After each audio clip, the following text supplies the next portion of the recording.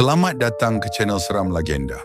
Sebelum saya mulakan cerita, jangan lupa subscribe dan onkan notification supaya korang tak terlepas video yang seterusnya. Kisah benar Bukit Tungku. Bukit Tungku yang dahulunya dikenali sebagai Kenny Hills merupakan kawasan kediaman elit yang dibangunkan pada era penjajahan British. Kawasan ini terkenal dengan rumah-rumah kolonial lama, jalan berbukit yang sempit, serta suasana yang tenang dan terpencil. Namun di sebalik keindahan dan nilai sejarahnya, Bukit Tungku juga menyimpan pelbagai kisah misteri yang telah diceritakan selama beberapa dekad. Antara yang paling sering disebut ialah kisah yang digelar oleh penduduk setempat sebagai penumpang tengah malam. Menurut laporan tidak rasmi daripada pemandu teksi dan pemandu e-hailing, kejadian seumpama ini dikatakan telah berlaku berulang kali sejak lewat tahun 1980-an. Catatan kisah paling awal datang daripada seorang pemandu teksi yang bekerja di sekitar kawasan Jalan Duta pada tahun 1998. Dalam laporan lisan yang pernah disiarkan dalam satu segmen radio tempatan, pada tahun 2002, pemandu berkenaan mendakwa beliau telah mengambil seorang wanita berpakaian serba putih berhampiran bulatan menuju ke Bukit Tungku pada sekitar jam 1.30 pagi. Wanita tersebut dikatakan meminta untuk dihantar ke atas sedikit tanpa memberikan alamat yang jelas. Sepanjang perjalanan, pemandu berkenaan menyedari keadaan yang aneh. Wanita itu tidak banyak bercakap dan bau bunga melur yang kuat memenuhi ruang dalam teksi. Ketika kenderaan melalui selekoh sempit di kawasan berbukit, pemandu tersebut menoleh ke cermin pandang belakang untuk memastikan arah yang diminta. Namun bayangan wanita itu tidak kelihatan dalam cermin, walaupun secara fizikal dia masih boleh dilihat melalui pandangan langsung ke tempat duduk belakang.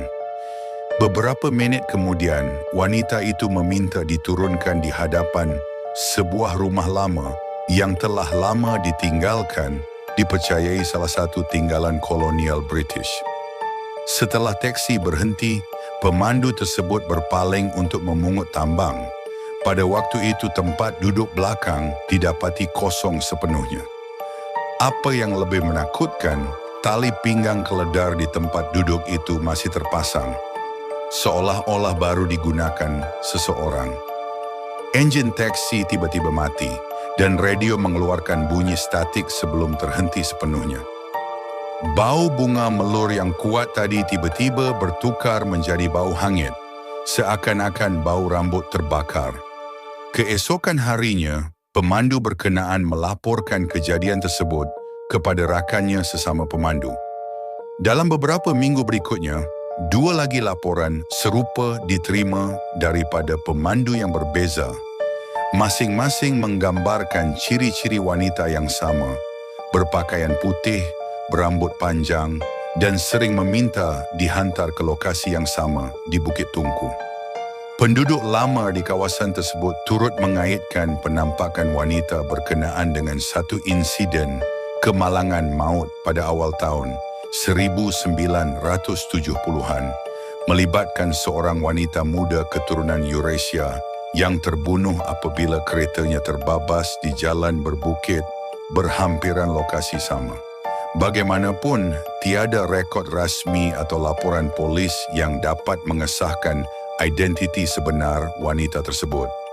Sehingga hari ini, kisah penumpang tengah malam di Bukit Tungku terus menjadi buah mulut dalam kalangan komuniti pemandu malam dan pengawal keselamatan di kawasan itu. Walaupun tidak ada bukti saintifik yang dapat menyokong dakwaan tersebut, keseragaman penceritaan daripada pelbagai individu yang tidak saling mengenali menimbulkan tanda tanya besar tentang apa yang sebenarnya berlaku di jalan sunyi Bukit Tungku itu. Bagi sesetengah orang, kisah ini hanyalah mitos moden yang diperbesar-besarkan oleh cerita mulut ke mulut. Namun bagi mereka yang pernah melalui jalan tersebut pada waktu dini hari, setiap bunyi deruan angin dan bayangan di bawah pokok besar mungkin cukup untuk mengingatkan bahawa ada sesuatu di Bukit Tungku yang masih belum pergi. Kalau korang suka dengan kisah seram seperti ini, jangan lupa tekan like, share dan komen untuk idea kisah seram seterusnya.